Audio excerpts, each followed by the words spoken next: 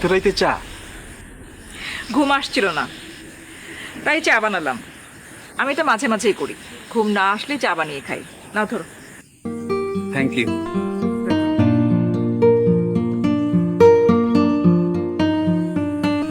তুমি কি কালকের দিনটা নিয়ে খুব রিস্ক ফিল করছো?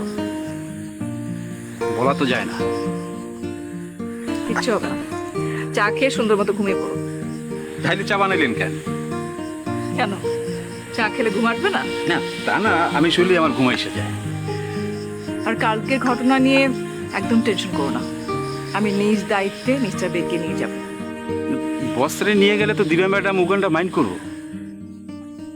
উনি যেতে চেয়েছেন বলে নিয়ে যাব, জোর করে তো নিয়ে যাব না। তবে আমার মনে হয় ওনার যাওয়ার দরকার আছে। কালকে ঘটনার পর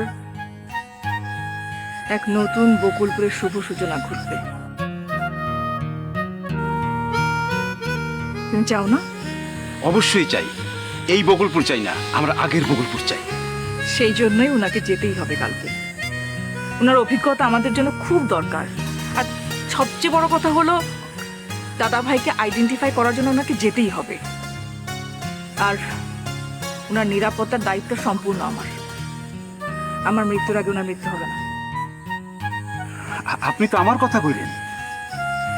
সব বিশ্বস্ত মানুষ একই রকম করে কথা বলে। চা শেষ কর।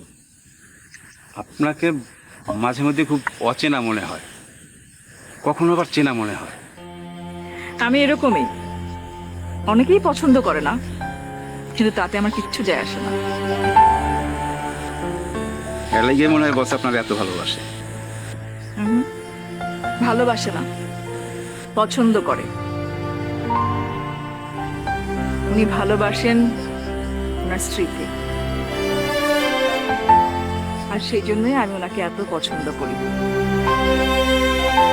উনি কোনোদিন ওনার স্ত্রীর বিশ্বাস ভাঙবেন না। কোনো জন্মে হয়তো পূর্ণ করছিলাম, এই জন্য তার মতো একটা মানুষ পাইছিলাম। কিন্তু এই সুলেমান মৃধা তার অনেক টাইম নষ্ট করছে। কিচ্ছু হয়নি, আবার তিনি মাথা উঁচু করে দাঁড়াবেন। তার ইমেজ কেউ নষ্ট করতে পারবে না এই বকুলপুরে।